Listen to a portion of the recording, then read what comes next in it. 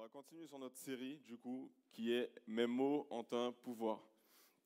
Et donc, le verset, justement, qui est lié à ce thème, c'est Proverbe 18, verset 21, qui dit que la mort et la vie sont au pouvoir de la langue. Quiconque l'aime en mangera les fruits.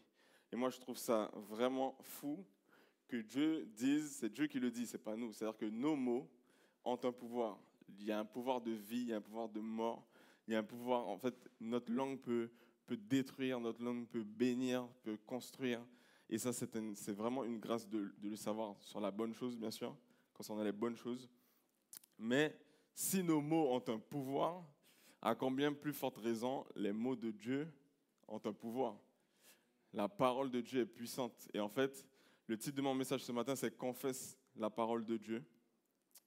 Parce que la parole de Dieu a un pouvoir que nul ne peut, auquel personne ne peut faire face à cette parole de Dieu. Amen. Donc, j'ai vraiment ressenti que Dieu voulait interpeller plusieurs personnes ce matin sur le fait de confesser sa parole.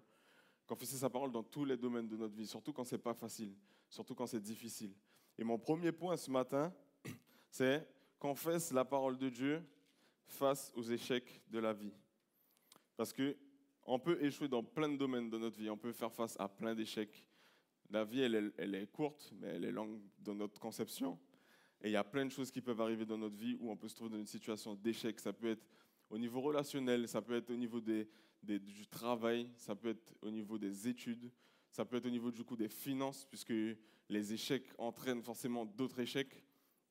Mais face à ces situations-là, qu'est-ce que notre bouche confesse? Qu'est-ce qui sort de notre bouche? Est-ce que ce sont des paroles positives ou négatives? Est-ce qu'on reste dans notre état d'échec ou est-ce qu'on décide de proclamer la parole de Dieu, de confesser sa victoire sur notre vie, de confesser que face à cet échec, on peut avoir la victoire en Jésus. Et souvent, la réaction humaine, c'est de dramatiser la situation, c'est de dire ah, je suis nul, ah, ça ne va pas dans ma vie, ah, de marmonner, de broyer du noir. Mais ce n'est pas ce à quoi Dieu nous appelle. La parole de Dieu nous appelle vraiment à confesser sa parole dans ces situations. Et on va voir un passage de Luc 5, versets 1 à 6. Je vais le lire. Un jour, Jésus se trouvait au bord du lac de Génézareth et la foule se pressait autour de lui pour entendre la parole de Dieu. Il vit au bord du lac 2 barques. Les pêcheurs en étaient descendus pour laver leurs filets. Il monta dans l'une de ces barques qui appartenait à Simon et il le pria de s'éloigner un peu du rivage. Puis il s'assit et de la barque, il enseignait la foule. Quand il eut fini de parler, il dit à Simon, « Avance là où l'eau est profonde et jetez vos filets pour pêcher. » Simon lui répondit, « Maître, nous avons travaillé toute la nuit sans rien prendre, mais sur ta parole, je jetterai le filet. » Et ils jetèrent et prirent une grande quantité de poissons et leurs filets se déchirèrent. Et en fait, là, on voit que Pierre, il est face à une situation d'échec. Parce qu'en fait, la pêche, pour Pierre, c'est son gagne-pain. La pêche, il a pêché toute la nuit. Il est devant une situation où il est fatigué, tout autour de lui ne fonctionne pas, il n'y a pas de poisson, donc je n'ai pas d'argent en fait au final. Et qu'est-ce qui peut se passer après? Les Romains qui veulent les impôts, parce qu'à cette époque c'était très dur, si bien que justement les Juifs qui étaient collecteurs d'impôts étaient mal vus, parce que c'était très répressif. Et imaginez la pression que Pierre avait à ce moment-là. Il était dans un endroit où il y avait l'échec autour de lui, où rien ne fonctionnait. Et moi, j'ai déjà pêché. Je ne suis pas un grand pêcheur, mais je rappelle, je suis guyanais, pour ceux qui ne savent pas, ceux qui ont oublié. Mais déjà, quand tu pêches à la canne, à la ligne, ça ne mord pas. Ça te saoule. Tu en as marre. Tu te dis, mais pourquoi j'ai été à la pêche aujourd'hui à perdre du temps? Et lui qui a des filets, imaginez, les filets, normalement, c'est tu envoies ton filet, hop, tu le ramènes tout de suite, tu es censé avoir au moins 2-3 poissons. Là, il dit, on a pêché toute la nuit, on n'a rien pris, Seigneur. Et ce que je trouve beau, c'est que Pierre, il a entendu la parole de Dieu. Nous, on entend la parole de Dieu en la lisant.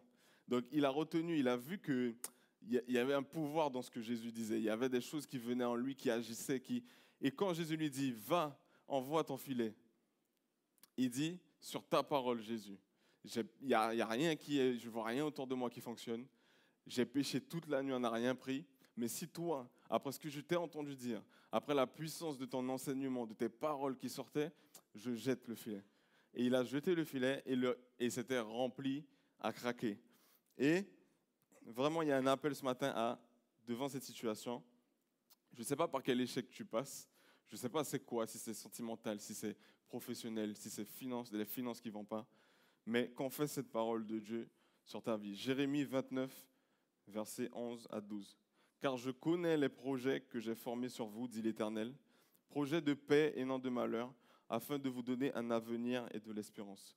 Vous m'invoquerez et vous partirez, vous me prierez et je vous exaucerai.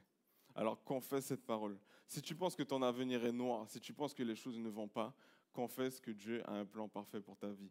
Et lorsque tu vas confesser cette parole, il y a deux choses qui peuvent se produire. Soit les choses bougent direct en ta faveur, soit ça prend du temps, mais ça va bouger. On le croit, on a la foi. Amen. Soit ça va te permettre de te révéler que la zone dans laquelle tu es, c'est peut-être pas le plan de Dieu pour ta vie. Parce qu'en fait, dans Jérémie 29, le contexte de ce passage, c'est que les Juifs, ils sont à Babylone. Ils ne sont pas dans le plan de Dieu pour leur vie.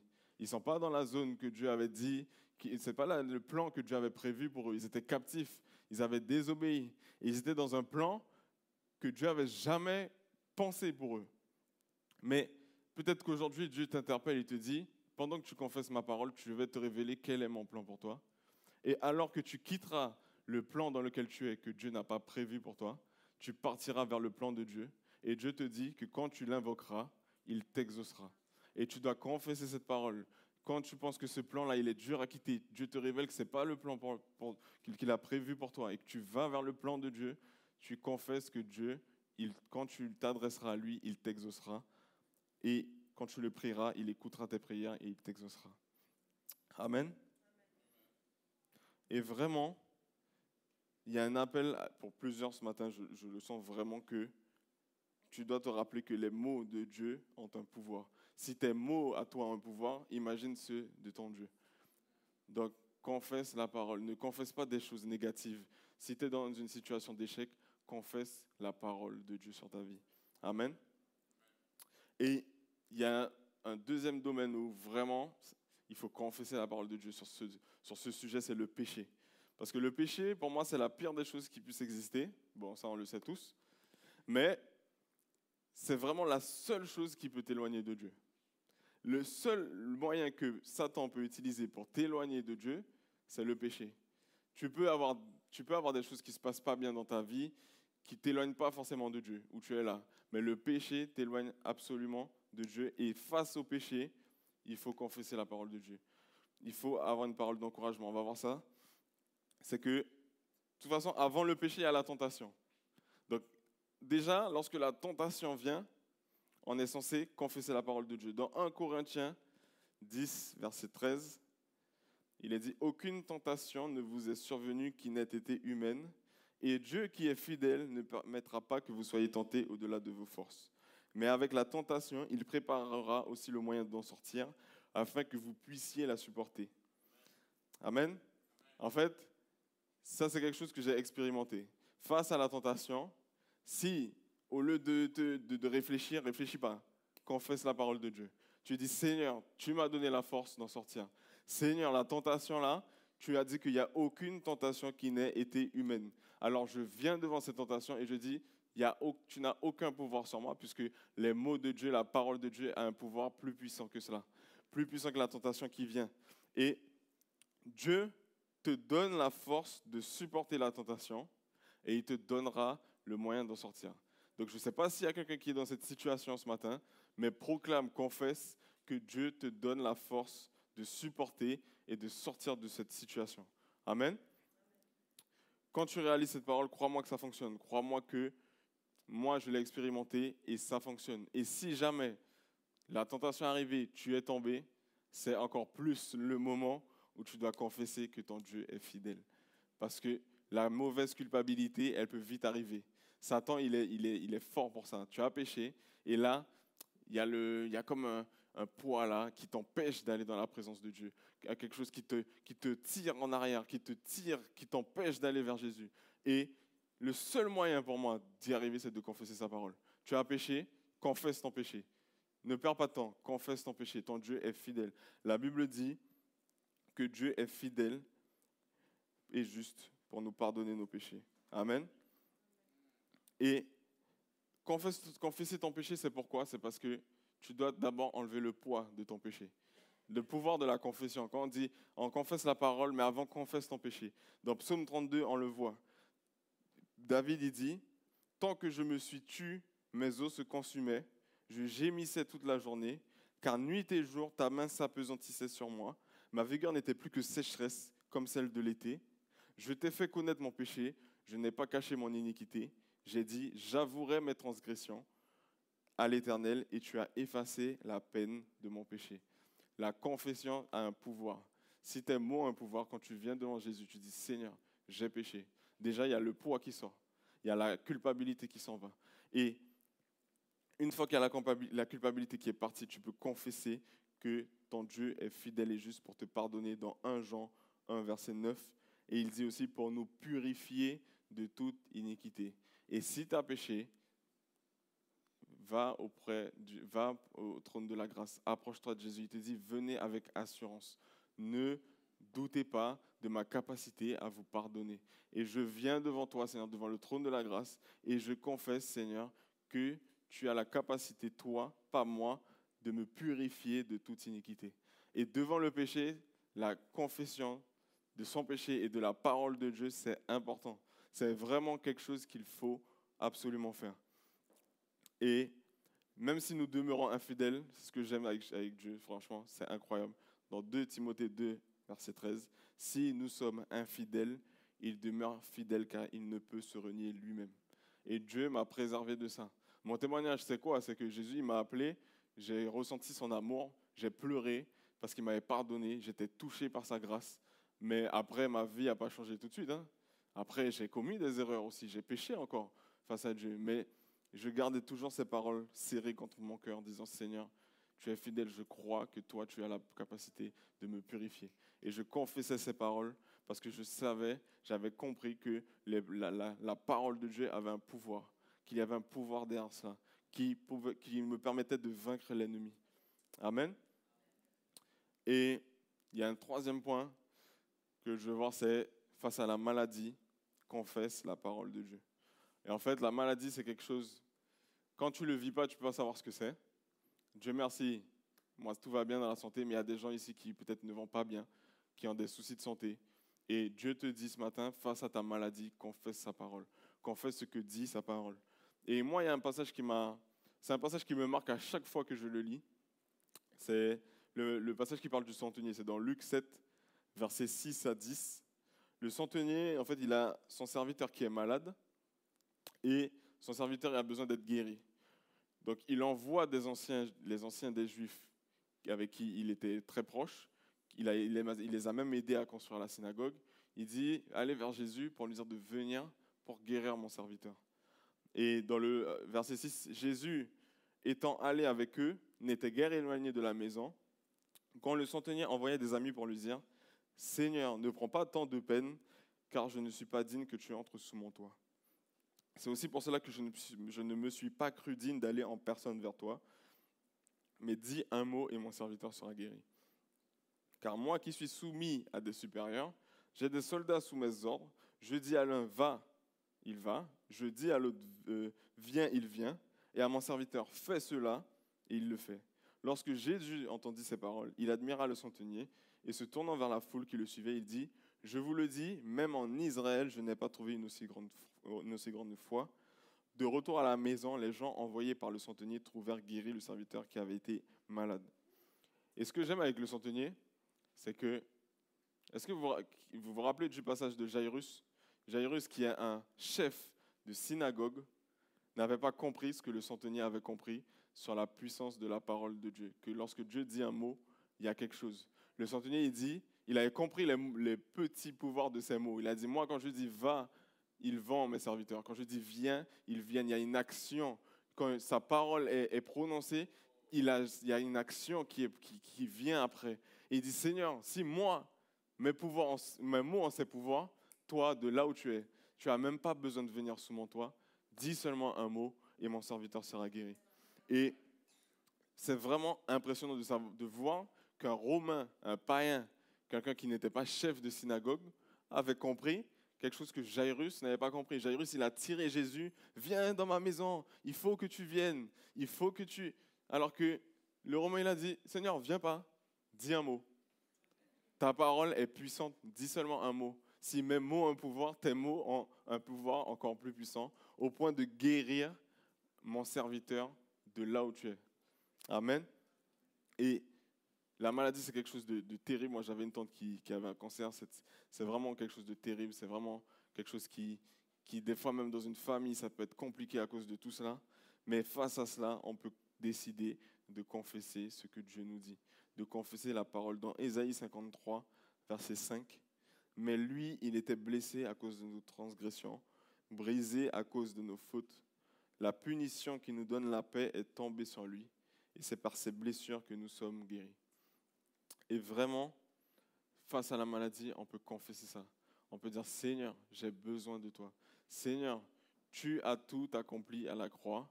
Tu as pris nos maladies, tu as pris nos péchés. Tu es venu, Seigneur, et tu nous as sauvés, Seigneur. Et tu peux dire, Seigneur, je crois que de là où tu es, je n'ai pas besoin que tu sois là. De là où tu es, dis seulement un mot du ciel, et je crois que tu peux me guérir. Amen. Alors, vraiment, il y a une décision pour plusieurs ce matin de confesser la parole. Face aux échecs de la vie, confesse que ton Dieu est avec toi. Confesse qu'il est Emmanuel. Quand tu te sens seul face à ces échecs, il est le Dieu qui est avec toi. Il est celui qui est là pour te soutenir, pour t'aider. Quand tu es face au péché, confesse sa parole et tu crois qu'il y a un effet. Tu crois que la parole de Dieu, quand tu la confesses, quand tu dis sa parole, quand tu dis ce que Dieu dit sur toi, dans tes lectures quotidiennes, tu peux tomber sur un passage qui te parle au moment même où tu vis. Et moi, j'ai vécu ça une fois. Je me sentais un peu pas à la hauteur de ce que Dieu m'appelait à faire pour lui. J'avais de la culpabilité en moi. Des fois, pour rien. Des fois, l'ennemi, il est malin. Il te met de la culpabilité, tu n'as rien fait. C'est juste, Dieu t'appelle à un truc et il veut te bloquer. Donc, il y a une culpabilité qui vient. Tu repenses à des choses que tu as fait avant. Il y a plein de choses qui viennent. Et un jour, je lisais la Bible, j'étais dans un moment de prière, et je suis tombé sur un passage qui dit, c'est Paul qui dit, « Si je suis ce que je suis, c'est par ta grâce que je le suis. » Et j'ai commencé à pleurer.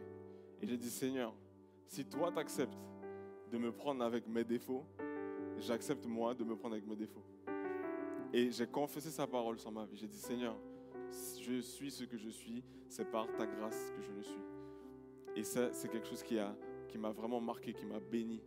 Et quand on prend la parole, quand on lit, des fois, c'est ça qui est utile de connaître la parole. C'est que face à des situations, le Saint-Esprit peut te rappeler un verset pour te dire « Hey, tu es malade, tu ne vas pas bien, confesse que je suis celui qui te soulage, je suis celui qui te guérit. Confesse devant le péché que je suis celui qui te pardonne, que je suis celui qui est fidèle. Confesse devant les échecs qu'il est là pour te dire qu'il a un plan parfait pour ta vie. Confesse cela. » Amen. Et je ne sais pas dans quelle situation tu es, mais on va prier et on peut se lever. Celui qui sent qu'il a besoin de confesser une parole de Dieu sur sa vie, de dire que son Dieu est là, il est présent, que son Dieu le guérit. Tu peux te lever à ta place et tu peux dire, Seigneur, c'est mon choix. Je fais le choix de confesser ta parole. Je fais le choix de ne pas dire des mots qui viennent de moi, qui sont dévalorisants, qui ne bénissent pas. Mais Seigneur, lorsque moi, j'ai plus la capacité de dire des choses, Seigneur, qui sont positives sur ma vie, je vais prendre ta parole, Seigneur, et je vais confesser les mots qui viennent de toi. Amen. On va prier, Seigneur. Seigneur, je te prie, Seigneur, pour toutes les personnes qui se sont levées, Seigneur. Je prie, Seigneur, vraiment que tu leur rappelles, Seigneur, les mots qui viennent de toi. Lorsqu'ils sont face à des situations, lorsqu'ils sont blessés, Seigneur, par les échecs, lorsque le péché est là, lorsque la culpabilité est là, Seigneur, je prie, mon Dieu, que tu viennes mettre la parole, Seigneur, dans leur cœur. Tu viennes rappeler, Seigneur, la parole qu'ils ont lue, Seigneur, dans la semaine. Tu viennes rappeler, Seigneur, une parole qui vient de toi.